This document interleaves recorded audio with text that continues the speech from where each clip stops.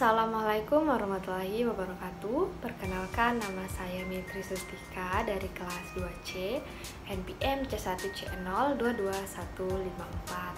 Nah, kali ini saya sedang menempuh kuliah di Universitas Bengkulu dengan jurusan akuntansi.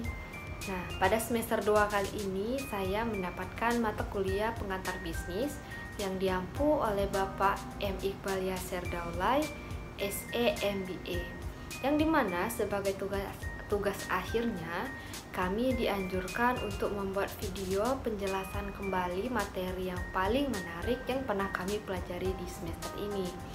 Dan salah satu materi yang paling saya senangi itu adalah materi kewirausahaan, karena pada materi kali ini dapat membantu kita membuka pola pikir bagaimana sih cara membuka usaha itu yang baik dan keunggulannya apa aja gitu. Nah, langsung saja kita masuk ke materinya. Nah, pada materi yang pertama ini aku akan ngejelasin nih pengertian dari kewirausahaan. Pengertian dari kewirausahaan ini merupakan pandangan dari kata entrepreneurship dalam bahasa Inggris.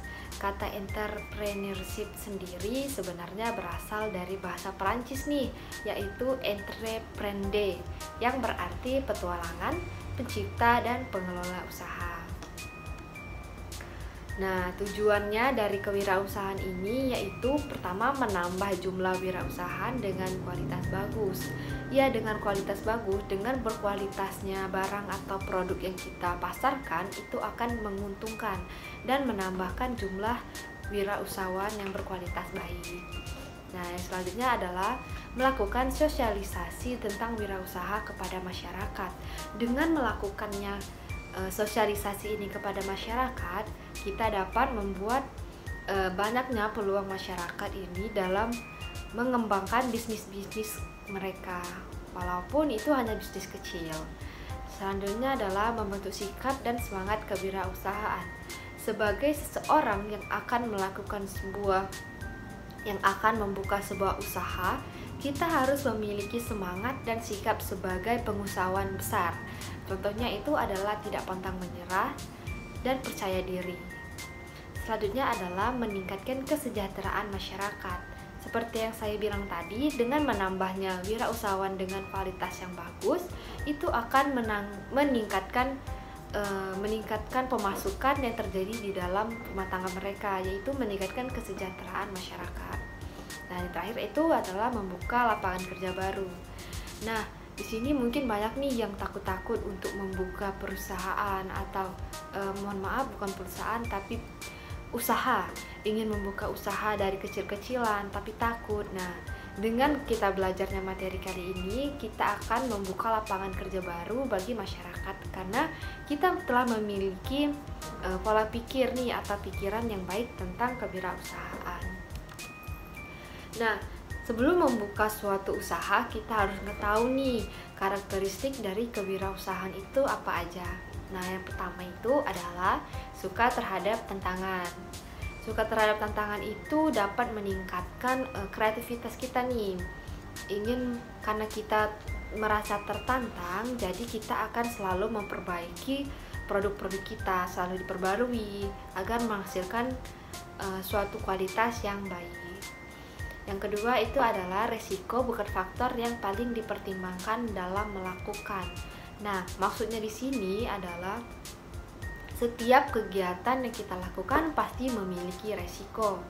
Nah, salah satunya saat kita ingin membuka peluang kerja, peluang perusahaan, kita akan mendapatkan suatu resiko. Namun resiko tersebut bukanlah suatu penghalang kita dalam membuka suatu usaha.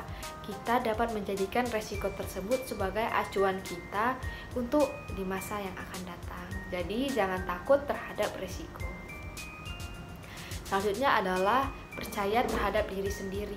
Dengan kita percaya dengan diri sendiri, itu akan membuat kualitas produksi kita lebih bagus karena kita percaya dengan diri sendiri. Yang keempat itu adalah berani menerima kegagalan. Setiap usaha itu pasti bisa terdapat kegagalan. Namun dari kegagalan itulah kita dapat memperbaiki kesalahan-kesalahan yang telah terjadi. Dapat bergaul dengan orang lain. Nah, dapat bergaul dengan orang lain ini sangat penting untuk kita yang akan membuka suatu usaha. Karena dengan bergaul dengan orang lain, relasi kita bertambah dan gimana kita dapat mempromosikan produksi kita kepada orang-orang yang kita kenal. Jadi semakin luasnya promosi perusahaan kita. Nah, yang selanjutnya adalah berorientasi ke masa depan.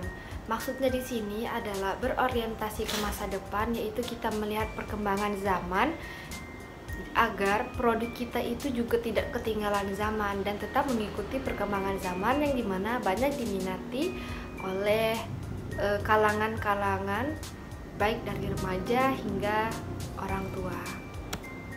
Yang selanjutnya adalah ciri-ciri seorang wirausahawan. Nah, yang pertama itu adalah gemar berbisnis. Yang pertama sekali kita lakukan itu adalah kita gemar berbisnis, karena apapun yang kita lakukan kalau kita sukai itu akan terasa mudah dan terasa enak dijalani. Selanjutnya adalah tegar walaupun gagal. Tegar walaupun gagal. Iya, kegagalan itu dapat kita jadikan sebagai kunci kesuksesan kita di masa yang akan datang, karena kita telah mengetahui nih kegagalannya di bagian mana. Dan yang selanjutnya itu adalah percaya diri.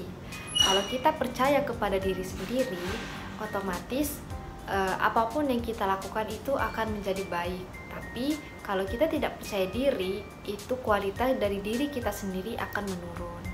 Nah, yang terakhir itu adalah mengelola resiko. Resiko pasti ada, di setiap kegiatan pasti ada resiko. Itu kembali lagi kepada diri kita sendiri, bagaimana cara kita untuk mengelola suatu resiko itu agar menjadi suatu acuan untuk kita menjadi lebih baik lagi. Dan terakhirnya adalah toleran terhadap banyak pilihan. Setiap produksi bisnis yang akan kita lakukan itu pasti banyak memberikan toleran pilihan. Jadi kita sebagai orang yang membuka suatu bisnis harus bisa mengambil keputusan yang mana yang terbaik dari semua banyaknya pilihan. Dan yang terutama kita harus kreatif, karena kalau kita kreatif itu kita akan menciptakan inovasi-inovasi baru yang mana sedang trending dan mendapatkan keuntungan banyak dari kreativitas kita sendiri. Yang selanjutnya adalah keunggulan dan kelemahan dari usaha kecil. Yang pertama ini, keunggulan usaha kecil tuh misalnya seperti buka usaha warung gitu. Nah, keunggulannya itu adalah hubungan pribadi dengan pelanggan dan karyawan. Karena kita adalah pemegang dan kita juga yang akan menjualkan kepada konsumen. Itu akan membuka hubungan pribadi yang baik antara pelanggan dengan karyawan. Selanjutnya adalah kemampuan untuk beradaptasi dengan perubahan. Kita, jikalau suatu saat nanti usaha kecil kita ini menjadi usaha yang besar, kita sudah mampu beradaptasi dengan adanya perubahan. Karena dimulai dari awal kita telah merasakan apa sih itu perubahan-perubahan yang terjadi selama kita membuka usaha.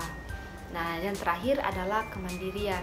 Dengan kita membuka usaha, kita akan menjadi mandiri. Karena apapun itu kita lakukan yang dilakukan oleh diri sendiri. Namun, di setiap kelebihan pasti ada kelemahan. Salah satunya adalah kelemahan dari usaha kecil. Yang pertama itu adalah resiko kegagalan. Resiko kegagalan dari usaha kecil ini relevan tinggi, yang dimana karena kita hanya sendiri membuka usaha sendiri dan kita kurangnya berkomunikasi kepada orang lain dan menghandlenya sendirilah gitu. Yang kedua itu keterbatasan potensi. Nah, kalau usaha kecil ini kan karyawannya juga terbatas nih, jadi ide-ide yang muncul pun kadang juga terbatas karena keterbatasannya potensi dari setiap masing-masing orang. Dan yang terakhir itu keterbatasan kemampuan untuk menambah modal. Karena kita sendiri, jadi modal itu relatif kecil. Di materi kali ini, yang terakhir aku akan ngasih tahu nih bentuk-bentuk dari usaha kecil. Yang pertama itu ditinjau dari hakikat dan pengelolaannya. Yang pertama itu adalah industri kecil. perusahaan berskala kecil, dan sektor informal.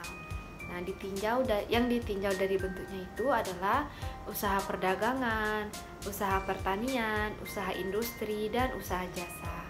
Nah, mungkin hanya itulah yang dapat saya sampaikan mengenai materi di kewirausahaan kali ini. Lebih dan kurang saya mohon maaf, kepada Allah saya mohon ampun. Saya akhiri. Assalamualaikum warahmatullahi wabarakatuh.